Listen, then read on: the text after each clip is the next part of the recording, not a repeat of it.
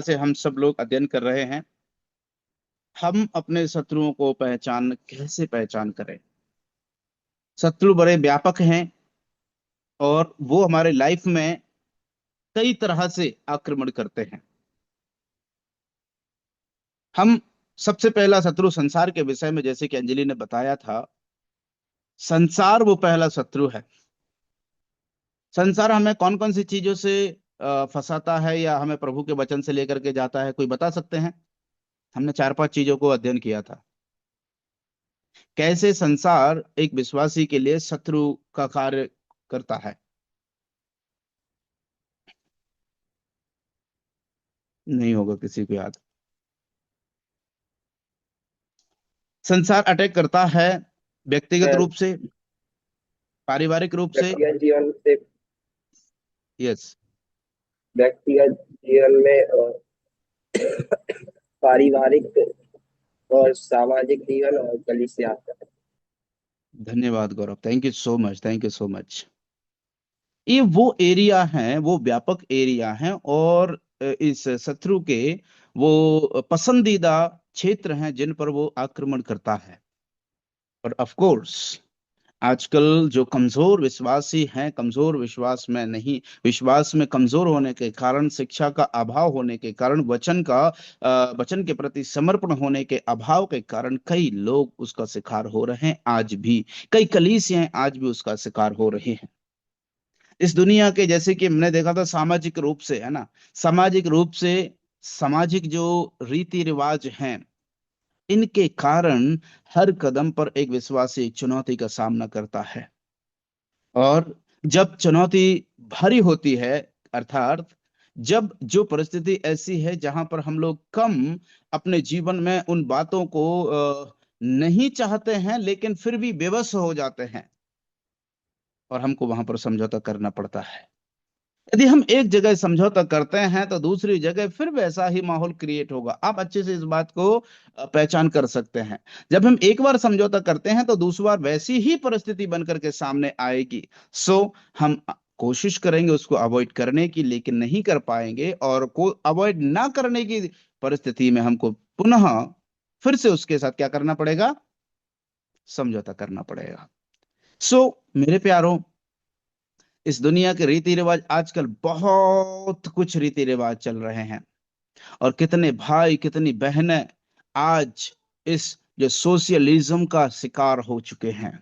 प्रभु में तो हैं लेकिन फिर भी सोशलिज्म का शिकार हो चुके हैं। मैंने आपको पहले कुछ कहानियां बताया था। वर्तमान में जब मैं केरल गया हुआ था, वहां के यूथ्स में, चाहे वो विश्वासी हो या अनविश्वासी, उनके अंदर जो एक लूज पैंट का एक जो ट्रेंड चला, वो इतना भयंकर रीति से ट्रेंड चला है जिसकी कोई सीमा नहीं है।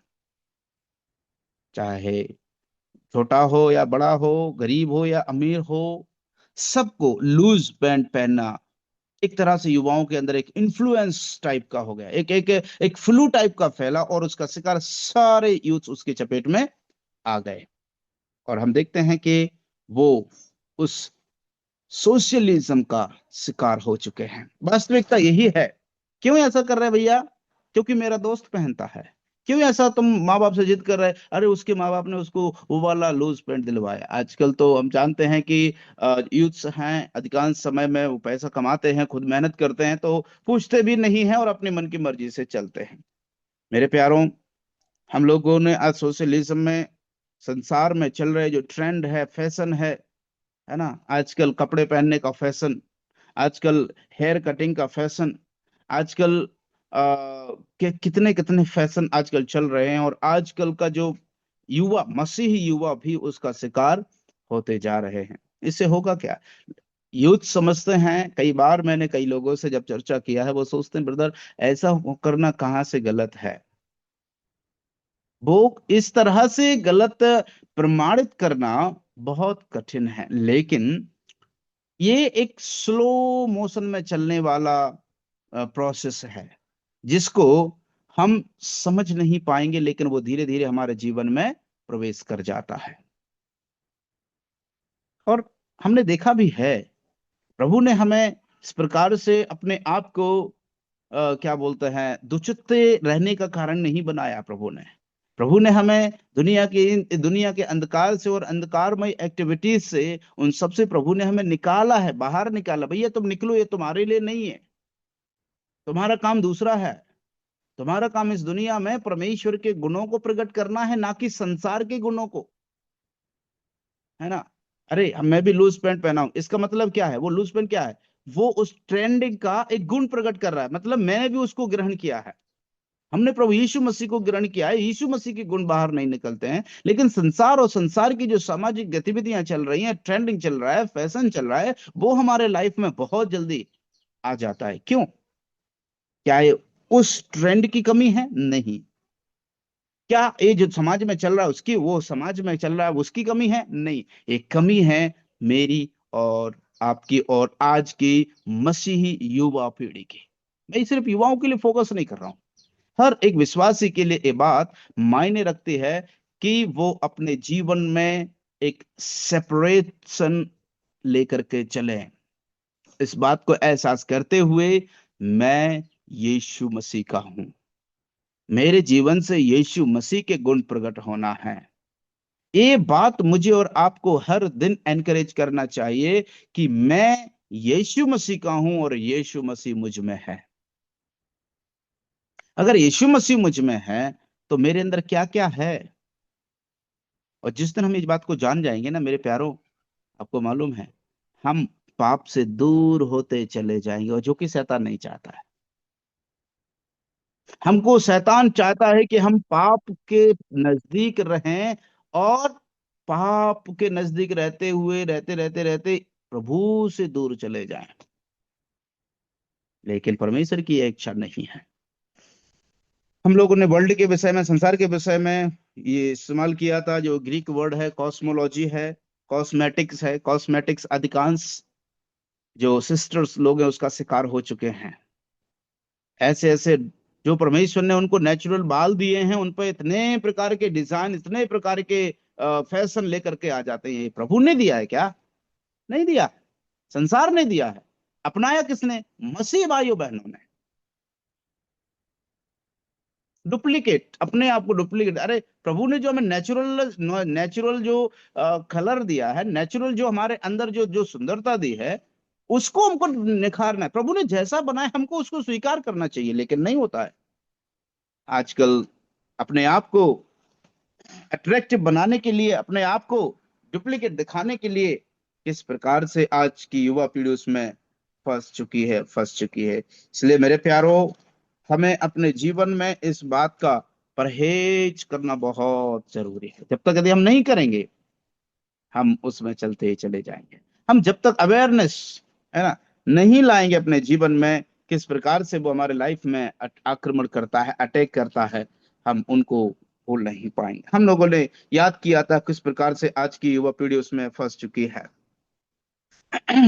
और वो हमेशा तीन, जो परमेश्वर का त्रिएक गुण है ना, वो तीनों के विरोध में हमेशा ये वर्ल्ड चुनौती सामने खड़ा कर देता है। सबसे पहले वो चुनौती खड़ा करता है परमेश्वर पिता के विरोध में। क्या चुनौती खड़ा करता है? हम प्रभु के वचन में पढ़ते हैं कि परमेश्वर पिता ने इस दुनिया को बनाया। ये संसार, इस दुनिया की चीजों को इस्तेमाल करके शैतान ने जिस इस दुनिया में इतनी सारी पाप की चीजों को, इतनी सारी चीजों को भर दिया है जिसमें विश्वासी लोग फंस जाते हैं। सो हमेशा वो परमेश्वर के सामने चुनौती खड़ा करता है, देख, तेरे लोग हैं, ये तेरा संसार बनाया हुआ था, लेकिन मैंने किस प्रकार से इसको अपने जाल में फंसा लिया है। चुनौती हमेशा देता है। दूसरी चीज, वो पुत्र प्रभु यीशु मसीह के विरोध में रहता है, उसके उसको हमेशा चुनौती करता है। क्या करता है? पुत्र को क्या चुनौती देता है? देख, तूने इन लोगों के लिए खून बहाया है ना, देख तू इन लोगों के मसीहा बनकर के उस क्रूस पर, सूली पर कुर्बान हुआ था, देख, विश्वास के बाद भी, बपतिस्मा लेने के बाद भी, है ना, प्रभु भोज में शामिल होते उसके बावजूद भी, देख ये पाप कर रहे हैं, देख ये मेरे चेले हैं, देख ये मेरे गुण प्रकट कर रहे हैं, देख ये मेरा काम कर रहे हैं, तेरा नहीं। आजकल बहुत गंभीर बात है मेरे प्यारे भाइयों बहनों, चैलेंज जब यीशु मसीह के सामने शैतान करता है, वह संसार जब लेकर के आता है, वो क्या हम उसमें जीत पा रहे हैं? क्या हम यीशु मसीह के गुण प्रकट कर पा रहे हैं? तीसरी बात, वो पवित्र आत्मा के विषय में, पवित्र आत्मा का विषय में कैसे वो चुनौती करता है? पवित्र आत्मा के विषय में इसलिए वो चुनौती करता है, इसलिए वो आ, चुनौती उसके सामने लेकर के आता है। पवित्र आत्मा क्या करता है? मालूम है पवित्र आत्मा का कार्य? परमेश्वर पिता का, संसार जो दुनिया को जिसको बनाया चलाने वाला परमेश्वर यीशु मसीह सारी दुनिया का मसीहा बन करके आया, उनके लिए पापों की क्षमा के लिए उसने कुर्बानी दे दी है। उसके विरोध में हमेशा ये खड़ा रहता है, विश्वासियों को भरमाता है, पाप में अपने अंदर खींच लेता है, दुनिया के रीति रिवाजों में अपने आप में सही समायोजित कर लेता है ये संसार, है ना। सो वो इस प्रकार से प्रभाव डालता है। तीसरा, पवित्र आत्मा के विरोध में किस प्रकार से रहता है? हम लोग परमेश्वर के वचन में पढ़ते हैं, पवित्र आत्मा कौन है? टीचर है, एक सहायक है। ये संसार कहता है तुम्हें दुनिया की नॉलेज की जरूरत है, प्रभु की नॉलेज को तुम एक साइड रख दो, ओकेजनली उसको लेते रहो। प्यारो, अब मैं एक सीधा सा सवाल, मैं ये नहीं कह रहा हूं कि दुनिया की नॉलेज को पाना गलत है, मेरा कतई ये मतलब नहीं है। दुनिया की जो चीजें हैं, शिक्षा है, पढ़ाई है, इन सब को हमें ग्रहण करना, लेकिन अगर वो शिक्षा एक व्यक्ति को उसके विश्वास से दूर ले जाए, वहां हमको परहेज करना है, वहां हमको बचाव करना है अपने आप का, क्योंकि ये संसार हमें इस प्रकार से समाहित कर देता है, सम्मोहित कर लेता है कि हम उसके वश में फंस जाते हैं और इजीली हम उसमें चले जाते हैं। प्रभु के वचन से वो हमें दूर करना चाहता है, लेकिन हम अपने आप को उसको ना सौंपे। पवित्र आत्मा हमें वचन सिखाती है, प्रभु की गुण बातें हम पर प्रकट करती है, लेकिन ये संसार क्या करता है? वो अपनी चीजों को, अपनी थियोलॉजीज, अपनी क्या बोलते हैं, क्या बोलते डिस्क्रिमिनोलॉजी है ना, अपनी क्या बोलते हैं, क्या मनगढ़ंत कहानियों को लोग इस प्रकार से हमको एजुकेशन के द्वारा हमको सिखाते हैं। मेरे प्यारो, एक सच्ची घटना है, एक मित्र को मैं जानता हूं, और उसका बेटा पढ़ने के लिए जब गया, अच्छा एक विश्वासी है था, लेकिन जैसे ही वो जब यूनिवर्सिटी में गया और उसने जब साइकोलॉजी और साइंस के द्वारा जब उसने पढ़ाई को आगे बढ़ाया उन सब्जेक्ट के अंतर्गत, तो हम पाते हैं कि वो व्यक्ति विश्वास से ही दूर हो गया। वो व्यक्ति परमेश्वर को क्वेश्चन करने लगा, वचन में तो ये लिखा है, मुझे तो अभी तक ये बताया गया था, लेकिन अरे मेरी तो आंखें अब खुली, अगर यूनिवर्सिटी में नहीं आता तो सच्चाई में नहीं जान पाता। लेकिन वो ये बात को भूल गया। प्रभु के वचन में पहला यूहन्ना 2:15 में लिखा हुआ है कि संसार और संसार का ज्ञान, संसार की चीजें, संसार की वस्तुएं, लालसाएं, सब कुछ नष्ट हो जाएगी। बड़े से बड़ा उपाधि क्यों ना इस दुनिया में प्राप्त कर लें, कितना ही ज्ञान क्यों ना प्राप्त कर लें, मरने के बाद वो ज्ञान किसी को नहीं दे पाएगा। मरने के बाद वो ज्ञान किसी काम का नहीं है।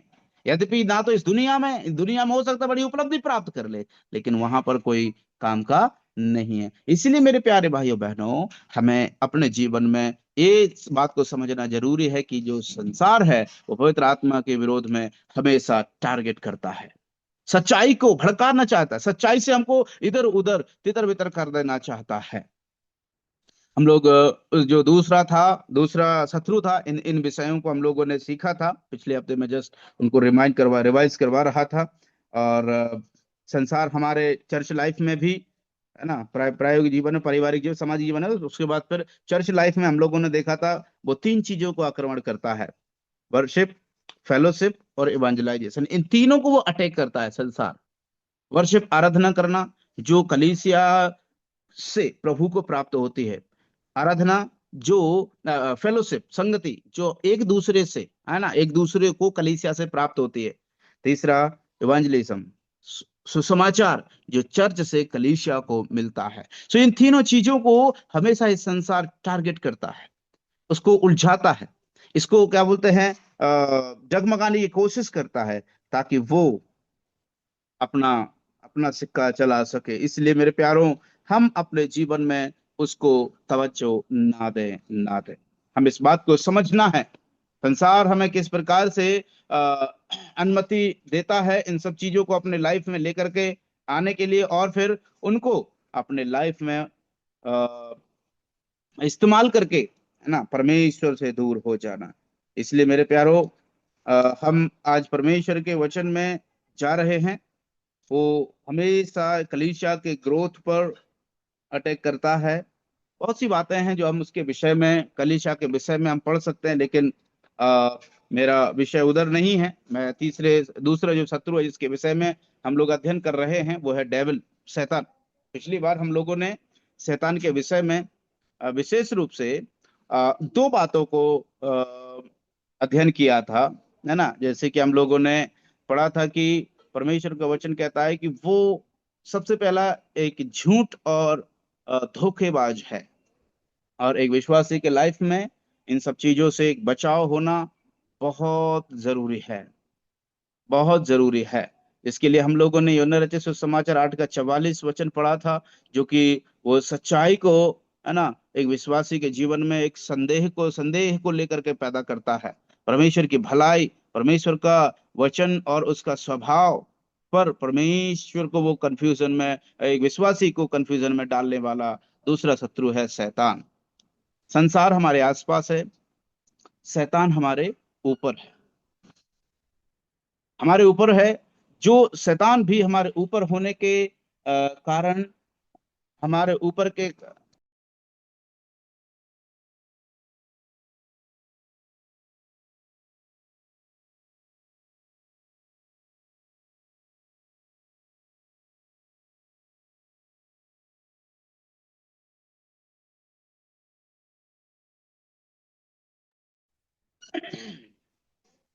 और हम लोग जो धोखे के विषय में, धोखा देना हम लोगों ने उत्पत्ति की पुस्तक से देखा था। किस प्रकार से उसने इसको, आदम और हव्वा को किस प्रकार से उसने भड़काया था, क्या बहकाया था। हेलो। ये धोखेबाज शैतान है और संसार है, झूठा और धोखेबाज। झूठ और झूठ का पिता शैतान है, जो दूसरा शत्रु के विषय में हम लोग चर्चा कर रहे हैं अभी।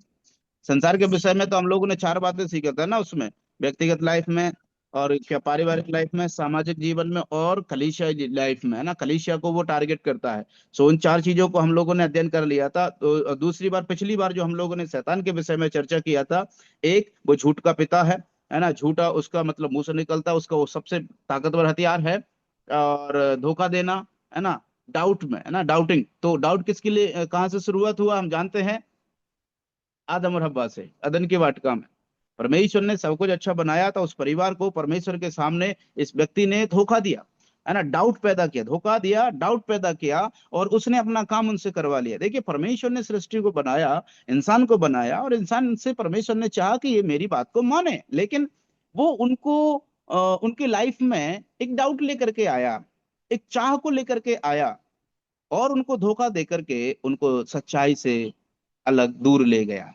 और दूर ले जाने से उसका काम क्या हुआ, परमेश्वर के लोगों पर वो अपना अधिकार जताने लगा। देख, ये मेरी आज्ञा का पालन करते हैं, तेरी बात का नहीं। तूने तो उनसे कहा था, लेकिन फिर भी इन्होंने मेरी बात को पालन किया है, अब ये मेरे हैं। सो परमेश्वर के द्वारा हम लोग देखते हैं कि जो भी व्यक्ति धोखे में आता है या झूठ के शिकार बनता है, मैं आपको बता देना चाहता हूं, उसके लाइफ में सेपरेशन आता है। ध्यान से मैं एक बार फिर से कहूंगा, जो व्यक्ति झूठ और धोखेबाज के लाइफ को जीते हैं, उनके जीवन में एक ना एक दिन अलगाव आता है। आदम और हव्वा के जीवन से हम लोग क्या देखते हैं, रिश्तों को टूटना। ये झूठ, शैतान हमेशा हमारे रिश्तों को तोड़ने के लिए, या उसको, उनको प्रभावित करने के लिए इन सब चीजों का, इन हथियारों का वो इस्तेमाल करता है।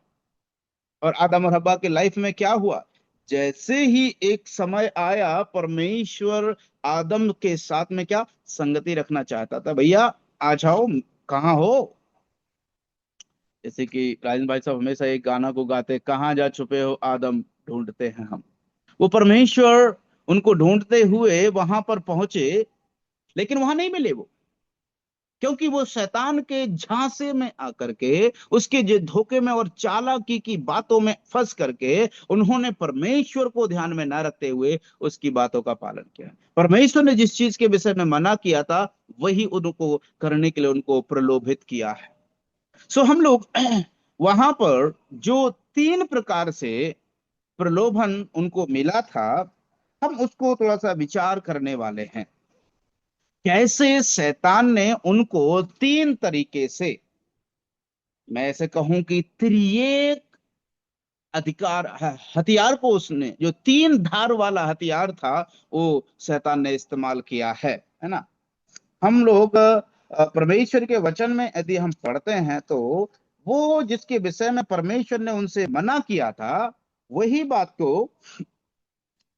शैतान ने उनको उसको बहकाया और उससे कहा, है ना। हम लोग प्रभु के वचन को हम लोग पढ़ेंगे, और 3 अध्याय, उत्पत्ति की पुस्तक उसका 3 अध्याय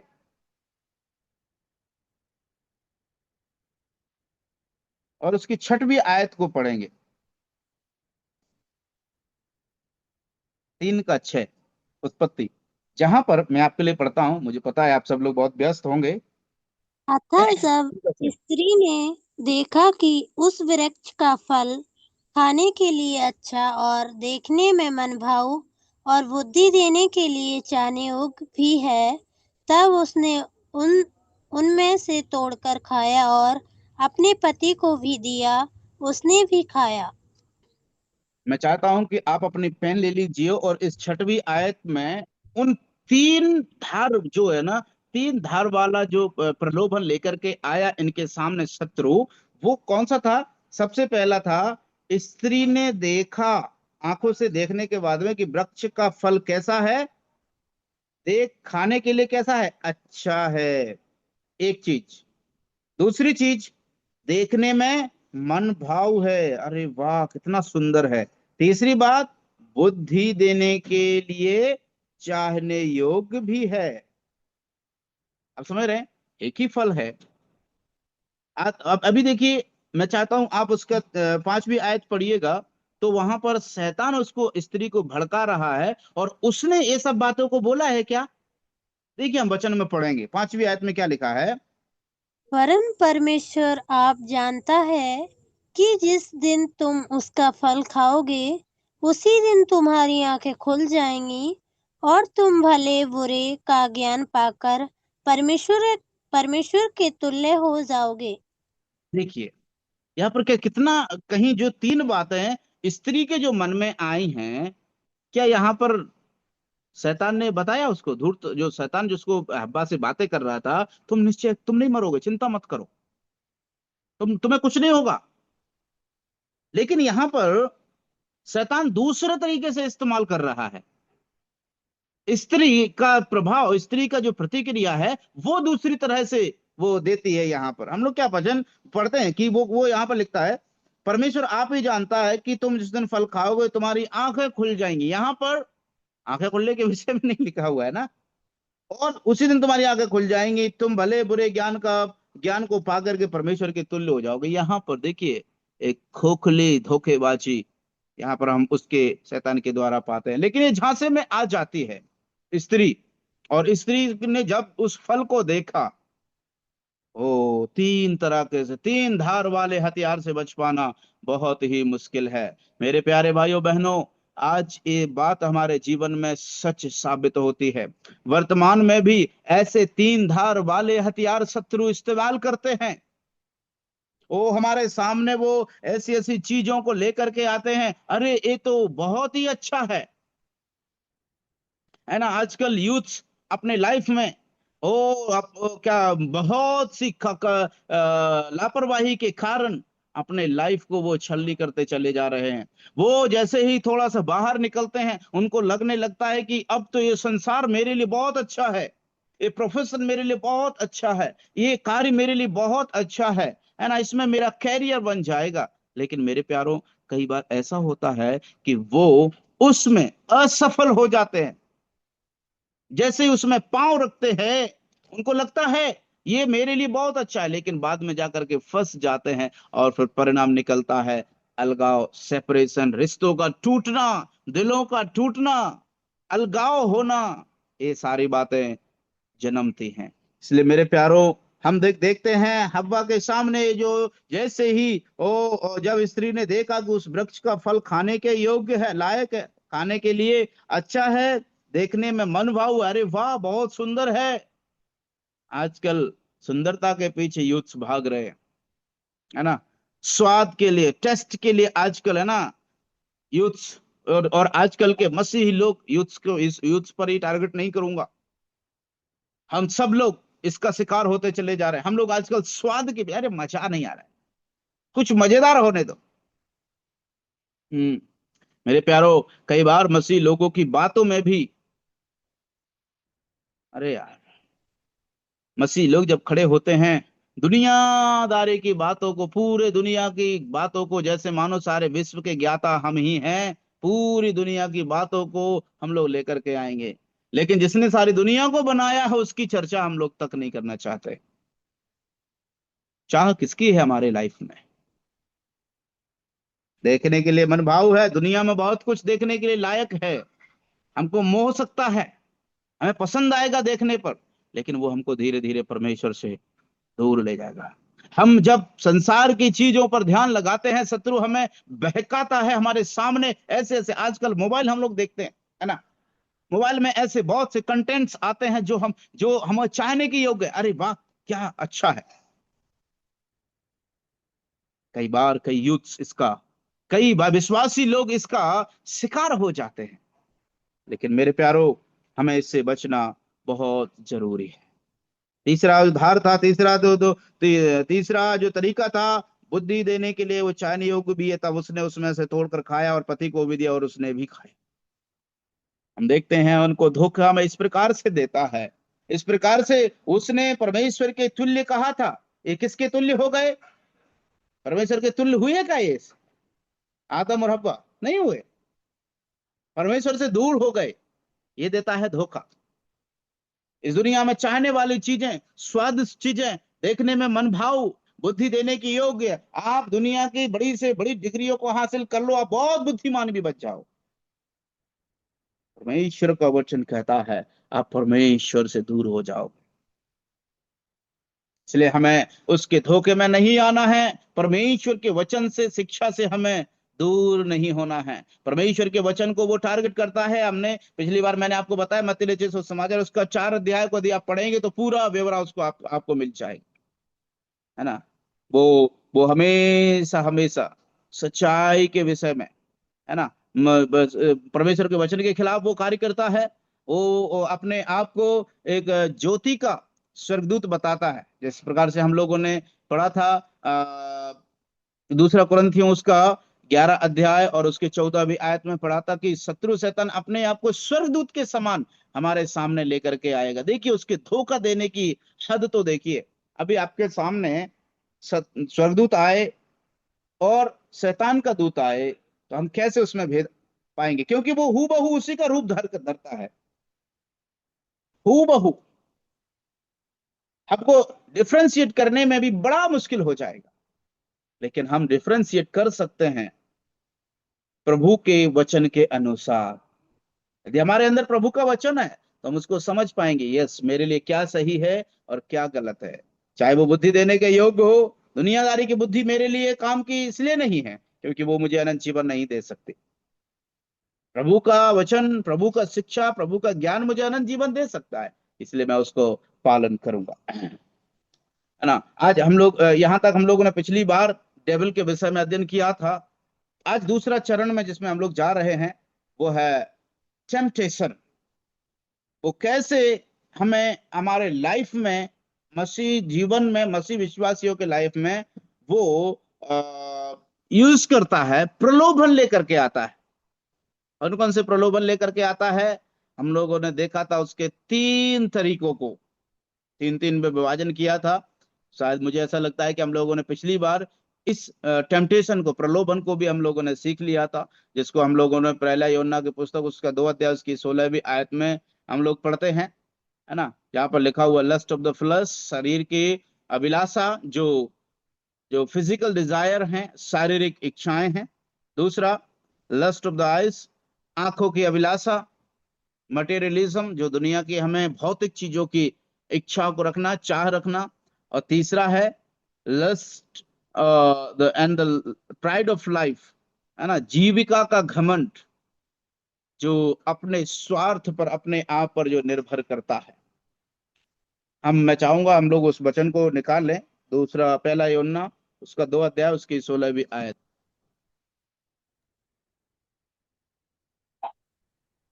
क्योंकि जो कुछ संसार में है, अर्थात शरीर की अभिलाषा और आंखों की अभिलाषा और जीविका का घमंड, वह पिता की ओर से नहीं परंतु संसार ही की ओर से है। देखिए, इस चीज को हमें समझना बहुत जरूरी है। ये जो प्रलोभन लेकर के आता है ना, है ना, आंखों के, शरीर की अभिलाषा, आंखों की अभिलाषा और जीविका का घमंड, ये तीनों चीजों से शिकार कौन हुआ था? अभी अभी हम लोगों ने देखा था, हव्वा भी वही तीनों चीजों का शिकार हुआ, है ना। शरीर की अभिलाषा, खाने के लिए वो बहुत अच्छा है, देखने के लिए मन भाव है, बहुत सुंदर देखने में, है ना, आंखों की अभिलाषा। जीविका का घमंड, बुद्धि देने के योग्य है, हम बुद्धिमान हो जाएंगे, हम अपने आप पर आश्रित हो जाएंगे, हम इस बात को जानने लगेंगे हम क्या सही है क्या गलत है, हमें क्या करना है क्या नहीं करना है।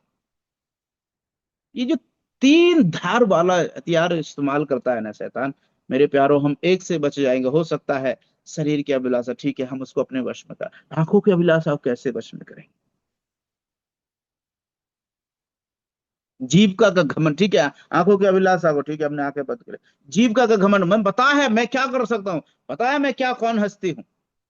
मेरे प्यारो, ये परमेश्वर की ओर से नहीं है, नहीं है। और जो चीज परमेश्वर की ओर से नहीं है, आगे के आयत में हम पढ़ेंगे तो आप पाएंगे कि वहां पर संसार और संसार की अभिलाषाएं दोनों मिट जाती हैं। जो संसार की ओर से है वो मिट जाएंगे, खत्म हो जाएंगे, लेकिन जो प्रभु की ओर से होती हैं वे कभी खत्म नहीं होती हैं, वे कभी खत्म नहीं होती हैं। इसलिए मेरे प्यारो, हमें बहुत ही सावधान रहना है इस तीन धार वाले जो हथियार हैं जो हमेशा शत्रु उपयोग करता है ना। और टारगेटिंग वीक मूवमेंट्स, हमारे लाइफ में शैतान क्या करता है, हमारे कमजोर परिस्थितियों का इस्तेमाल करता है। जान लीजिए, जब हमारे लाइफ में परेशानियां आती हैं, हम कमजोर होते हैं उस समय में, उसी समय में शत्रु क्या करता है, टारगेट करता है। ये शैतान का गूढ़ हथियार है। एक एक ऐसा इच्छा, एक ऐसा जो ये डिजायर है कि उसे मालूम है हम कौन सी अवस्था में, कौन सी घड़ी में कमजोर हैं। शैतान क्या करता है, वही क्षेत्र में हमको इस्तेमाल करता है। कमजोर मतलब जब हम शारीरिक दुर्बलता में पड़ जाते हैं, क्या करें अब।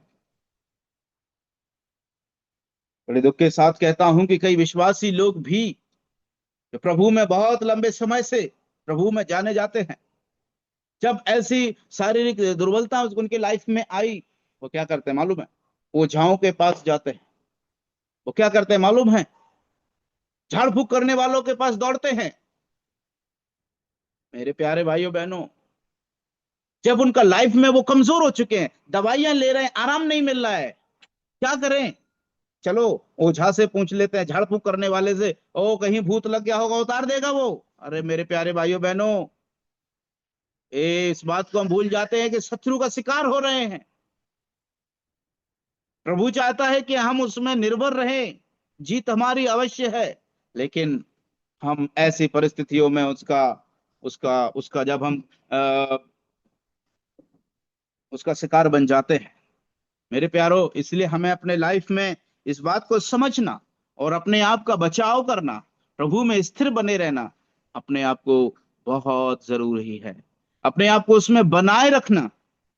देखिए, हम क्या जान देखते हैं, एक सबसे अच्छा जीत का उदाहरण फिजिकली, है ना, शारीरिक रूप से जब दुर्बलताएं आती हैं, एक सबसे बेहतरीन उदाहरण हम लोग देखते हैं जो उसके लिए धार्मिकता गिना गया था, अय्यूब का लाइफ में। मालूम है आपको, अय्यूब के समान हम में से कोई नहीं है, कोई नहीं है। अय्यूब उन दिनों में, जब वो अपने दिनों में था, उन दिनों में उसके समान ना तो कोई धर्मी था, ना ही कोई इतना धनी था। सब कुछ उसके पास था, लेकिन उसके लाइफ में जब जो परेशानियां आई ना, चुटकियों में सब कुछ खत्म हो गया, सेकंड्स में। एक के बाद एक समस्या, एक के बाद एक समस्या, है ना। उसके घर वाले, पहले उसके जो फ्लॉक्स थी, फ्लॉक्स, है ना, ऊंट, गधे, गधैया, सब कुछ शत्रु आकर के ले जाते हैं। दौड़ते दौड़ते सैनिक आता है, दास आता है, स्वामी ऐसा ऐसा हो गया। कुछ देर बाद दूसरा आता है, स्वामी तेरे घर में तेरे बच्चे सब लोग खा रहे थे, वो सब खत्म हो गए। सब कुछ ऑल ऑफ अ सडन, एकदम से सब कुछ खोला। एक न्यूज को सुन करके अयुब को ढाढ़स भी नहीं मिल पाया, तब दूसरी न्यूज, दूसरी बुरी खबर, ये हो गया तेरे लाइफ में। मेरे प्यारो, इतना ही नहीं, हम उसके लाइफ में देखते हैं शरीर में भी उसको दुख आया। क्या हुआ? क्या उसने परमेश्वर का इनकार किया? नहीं। यद्यपि उसके दोस्तों ने, उसके मित्रों ने, यद्यपि उसकी पत्नी ने भी उसको इतना कोसा, तू अब तो कर्ष दे, अब तो कम से कम परमेश्वर को श्राप दे दे, परमेश्वर पर आरोप लगा, नहीं तो मर तो मर। लेकिन हम जानते हैं प्रभु का वचन में अय्यूब कहता है, वो कहता है हे मूर्ख, अपनी पत्नी को वो कहता है डांटते हुए, वो एक ही बात कहता है, परमेश्वर ने लिया और परमेश्वर ने दिया, परमेश्वर ने लिया, उसी का नाम धन्य हो। मेरे प्यारो, मेरे और आपके जीवन में इतनी तकलीफों से हम गुजरते हैं।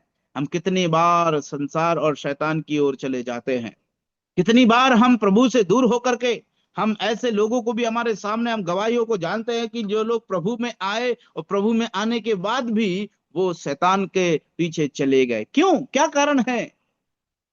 शारीरिक रूप से, है ना, उनकी कमजोरियों को, उनके उनके जो परिस्थितियों में, कमजोर परिस्थितियों में वो उसका शिकार कर लेता है।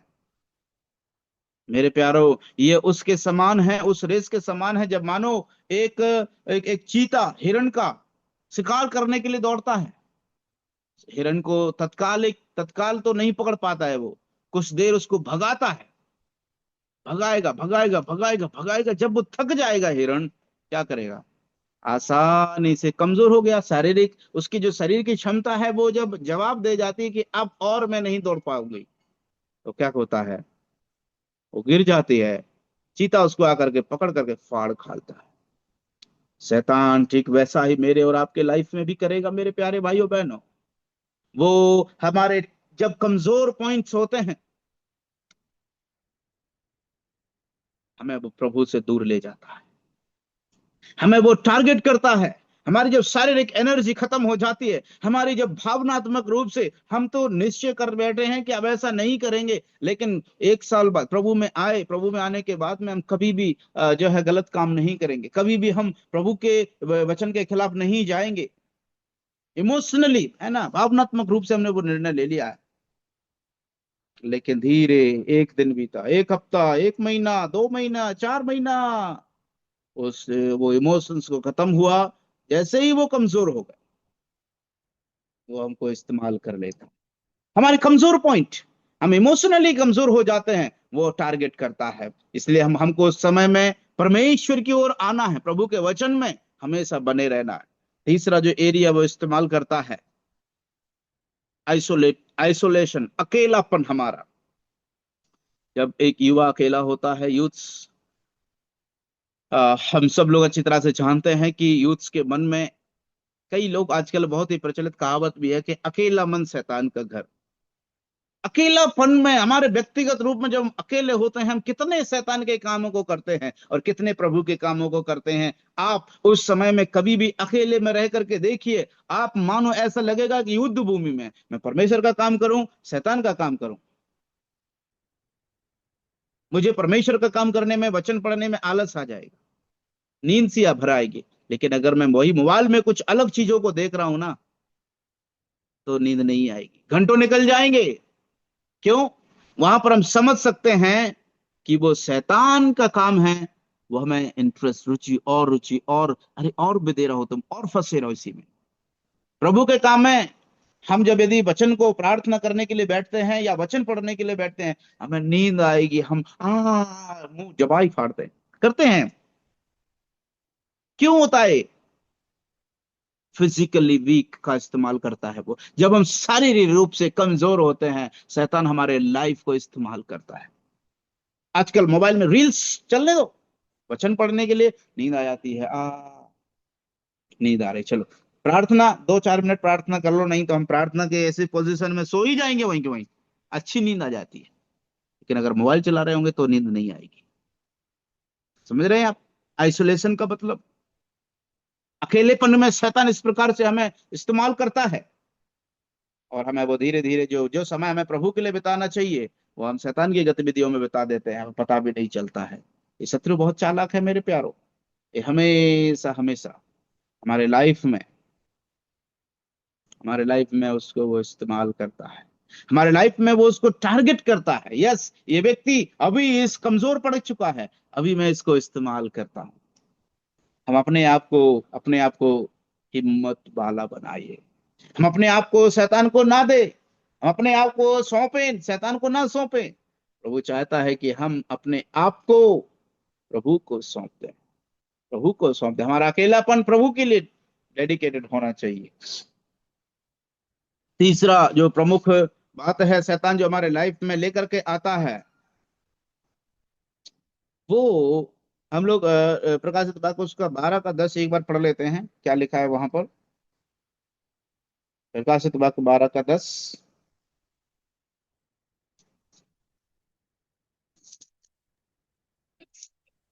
फिर मैंने शोर से यह बड़ा शब्द आते हुए सुना, अब हमारे परमेश्वर का उद्धार और सामर्थ और राज्य और उसकी मसीह का अधिकार प्रकट हुआ है, क्योंकि हमारे भाइयों पर दोष लगाने वाला प्रकट हुआ है, क्योंकि हमारे भाइयों पर दोष लगाने वाला जो रात दिन हमारे परमेश्वर के सामने उन पर दोष लगाया करता था, गिरा दिया गया है। कौन करता है ये? अक्यूजर, दोष लगाने वाला, भाइयों पर दोष लगाने वाला। तीसरा, हमेशा मेरे प्यारे भाइयों बहनों, ये व्यक्तिगत रूप से किस प्रकार से हमारे लाइफ में ट्विस्ट लेकर के आता है ना, हमारे भाइयों के बीच में वो दुश्मनी पैदा कर देता है। मालूम है क्या है वो? हम किसी भाई को गलत करते हुए देख रहे हैं, हम में से अधिकांश लोग, जहां तक मेरा आज तक का अनुभव रहा है, गलत करने वाले को क्यों गलत है, तुम इससे कैसे बचाव कर सकते हो अपने आप का, और कैसे नुकसान से बच सकते हो, कोई रास्ता बताने के लिए आज तक नहीं आया होगा। वरन देखो वो ऐसा करता है, देखो उसने ऐसा किया है, देखो वो ऐसा कर रहा है, देखो वो ऐसे इस रास्ते पर जा रहा है। हम दुनिया में डंका पीट देते हैं, लेकिन उस व्यक्ति तक जा करके इतनी हिम्मत नहीं करते कि हम भाई तो यहाँ पर गलत है। हम किसका दास हैं? प्रभु का है या शैतान का है? शैतान का काम है। यहाँ पर वचन में क्या पढ़ा अभी हमने? प्रभु यीशु मसीह का राज्य आ गया, इसलिए जो दोष लगाने वाला था वो गिरा दिया गया है। जो भाइयों पर परमेश्वर के सामने दोष लगाता था, क्या दोष लगाता था? देख तेरे लोग ये मेरा काम कर रहे हैं, देख तेरे लोग, अरे तूने इनको लहू से धुल दिया ना, देख ये फिर से पाप कर रहे हैं, अरे जिस पाप के लिए तूने उनके लिए क्षमा दिया था, उसने माफी मांगा था, एक समय था, देख प्रभु, देख तेरे लोग क्या कर रहे हैं, वही पाप फिर से कर रहे हैं। मेरे प्यारो, हम दोष लगाने वालों की मंडली में नहीं जाए, नहीं जाए। मेरे प्यारो, इस बात से हमको बचाव करना ना बहुत कठिन है। हमें मालूम है वो गलत है, वो गलत कर रहा है, लेकिन हमारी हिम्मत नहीं उनके पास जा करके उनको बताने की। लेकिन हम दुनिया भर में डंका पीट देंगे। क्यों? हम परमेश्वर के दास हैं या शैतान के? हम परमेश्वर के लोग हैं या शैतान के काम करने वाले हैं? ऐसा तो नहीं हो सकता है कि परमेश्वर के लोग कहलाते हैं, काम शैतान का करते हैं। दोष लगाने वाला है। हम भी दोष लगाने ना बने। प्रभु के वचन में लिखा है दोष ना लगाओ ताकि तुम पर भी दोष ना लगाया जाए। हम वचन को भूल जाते हैं। मेरे प्यारो, हम अपने आप को प्रभु के सामने सौंप दें। इस शत्रु से बचाव करने के लिए एक ही रास्ता है, कोई शॉर्टकट नहीं है। केवल और केवल एक ही, प्रभु के सामने अपने आप को सौंप दें। मालूम है, एक विश्वासी कई अगर मानो किसी पाप में गिर गया, ठीक है, व्यभिचार का, एक विश्वासी ने जब यदि व्यभिचार किया, उसका लाइफ में शैतान हमेशा मालूम है क्या कर लेकर के आएगा? शर्मिंदगी महसूस लेकर के आएगा। जैसे ही अपने वो संसार के प्रलोभन में एक विश्वासी गिर जाता है, तो शैतान क्या करेगा? उसको बार बार उसकी गलती को याद दिलाएगा। तूने देख कितना गलत कर दिया है, तू परमेश्वर का पुत्र था लेकिन तूने गलत कर दिया। उसको शर्म दिलाएगा। प्रभु के सामने उस पापों को अंगीकार करने के लिए उसको शर्मिंदगी महसूस कराएगा। उसको परमेश्वर से दूर ले जाने का कोशिश करता है, क्योंकि शैतान को मालूम है अगर उसने प्रभु के सामने अंगीकार किया, पाप की क्षमा मांगी, तो क्या हो जाएगा मालूम है?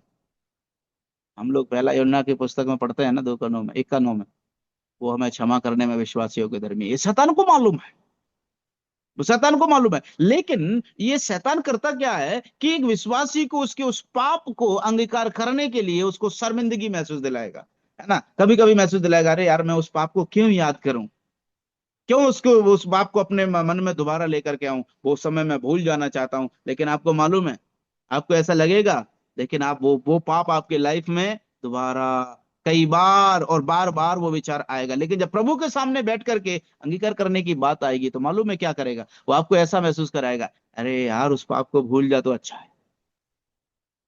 प्रभु के सामने यह एक शैतान की चाल रहती है कि वो धीरे धीरे हमको दूर परमेश्वर से दूर लेना चाहता है। परमेश्वर की क्षमा से हमको दूर ले जाना चाहता है, पश्चाताप से दूर ले जाना चाहता है। परमेश्वर से वो हमको दूर ले जा करके अपने आप परमेश्वर और विश्वासी के जीवन में एक दीवार को खड़ी कर देना चाहता है, एक अकेलेपन में ले जाना चाहता है, जिसका शिकार बहुत से भाई और बहन मसीही लोग इसका शिकार हो चुके हैं। आप याद करके तो देखिए, दाऊद को क्या किया? उसने भयंकर गुनाह किया था, व्यभिचार किया था, लेकिन परमेश्वर के सामने समय रहते वो पश्चाताप किया। प्रभु ने उसको कितनी हद तक क्षमा दिया, हम सब लोग जानते हैं। एक व्यभिचारी को परमेश्वर का वचन में लिखा हुआ है, परमेश्वर के जैसा मन, a a man after God's own heart, परमेश्वर के जैसा मन रखने वाला एक मनुष्य। कौन? दाऊद को कहा। दाऊद ने व्यभिचार किया था। मेरे प्यारो, समय रहते जो क्षमा प्राप्त करता है, क्षमा परमेश्वर से मांगता है, कोई सा भी पाप मेरे और आपके लाइफ में हो जाता है, हाँ, तुरंत तुरंत प्रभु के पास जाइए, प्रभु के सामने। हम हमारे भावनात्मक रूप से, शारीरिक रूप से, शारीरिक प्रलोभन में हम फंस करके गिर जाते हैं कमजोर होने के कारण। तो उस समय में वो शैतान क्या करता है? हमारी उस कमजोरी का फायदा उठा करके हम पर आरोप लगाता है ना? अरे तूने कितना भयंकर पाप किया, परमेश्वर तुझे कभी क्षमा नहीं करेगा। ऐसा नहीं है मेरे प्यारे भाइयों बहनों, कभी भी परमेश्वर के इस बात पर डाउट ना करें। आप सच्चे मन से परमेश्वर के सामने अंगीकार करने के लिए जब झुकेंगे, आएंगे, प्रभु आपको क्षमा करने में विश्वासी योग्य और धर्मी है। वो कल था, आज है और सदा रहेगा। इसका मतलब ये नहीं कि हम दोबारा पाप करते रहे। शैतान हमेशा हमें याद दिलाता, ठीक है चलो यार कर लो प्रभु के सामने, कहा पाप सामने है ना, शरीर प्रलोभित कर रहा है, पाप कर लो, बाद में प्रभु से क्षमा मांग ले। ऐसा भी नहीं है, ये शैतान का काम है। हमको इससे अपने आप का बचाव करना जरूर है। परमेश्वर के सामने जो प्रेम का रिश्ता है, परमेश्वर के सामने हम पश्चाताप करके क्षमा मांगने का जो तरीका है, वो हमको हमेशा तो शर्मिंदगी महसूस कराएगा, और वो हमेशा में परमेश्वर से दूर ले जाना चाहता है, उस रिश्ते को तोड़ देना चाहता है शैतान। इसलिए मेरे प्यारो, हम अपने लाइफ में अपने आप का बचाव करें, अपने आप का बचाव करें, ताकि हम परमेश्वर के इस शत्रु से हमेशा जीत सके, हमेशा जीत सके। वो हमारे लाइफ में लेकर के आता है धोखा, हमारे लाइफ में लेकर के आता है शक संदेह करना, हमारे लाइफ में लेकर के आता है एक विश्वासी के जीवन में खास तौर से परमेश्वर के वचन में जब उसके जीवन में कठिन समय आते हैं, वो कहता है ठीक है भाई, चलता है, कर ले, चल जा। उस समय में हमको अपने आप को बचाव करना बहुत जरूरी है, बहुत जरूरी है। एक परमेश्वर के बच्चे को, परमेश्वर के बेटे को, बेटी को वो इस प्रकार से लेकर के जाता है और पाप के प्रबंधन में फंसा लेता है। इसलिए मेरे प्यारो, हमें अपने लाइफ में अपने आप को बचाव करना शैतान से बहुत जरूरी है, बहुत जरूरी है। इसलिए आज मेरे प्यारे भाइयों बहनों, हम लोगों ने जिन बातों पर मनन किया है, जिन बातों पर आज हम लोगों ने जो आगे बढ़ाया, वो टेम्पटेशन किस प्रकार से एक शत्रु उनके लाइफ में लेकर के आता है, वो हमेशा हमारे शरीर की इच्छाओं को, कमजोरियों को इस्तेमाल करके प्रभु के विश्वासियों को, परमेश्वर के लोगों को पाप करने के लिए प्रलोभित करता है। तीन धार वाला हथियार इस्तेमाल करता है, जिसको हम लोगों ने उत्पत्ति की पुस्तक में देखा था, पहला यूहन्ना 2:16 में देखा था कि जो शरीर की अभिलाषा, जीव का घमंड। शरीर की अभिलाषा क्या है? शारीरिक इच्छाओं को पूरा करना, है ना। आंखों की अभिलाषा क्या है? मटेरियलिज्म, आधुनिक चीजों को, है ना, जो दुनिया में चलने वाले आधुनिक चीजों की लालच करना, है ना। उन उन लालच को हम लोग एक फोन कह सकते हैं, कपड़ा कह सकते हैं, और क्या बोलते हैं, दुनिया में चलने वाली पहनने ओढ़ने वाली, खाने पीने वाली वस्तुओं, ये सारी चीजों को, है ना, आइस आंखों से देखने में जो अच्छे लगते हैं उनको इस्तेमाल करना, है ना। मोबाइल और टीवी हो गया, है ना, कुछ भी हो सकता है, ठीक है। उसके बाद में जीविका का घमंड, अपने आप पर, खुद पर निर्भर रहना, मैं इस करने के मैं सक्षम हूँ। मेरे प्यारो, ये लाइफ परमेश्वर की दी हुई है, हम परमेश्वर से बढ़कर के कभी नहीं हो सकता।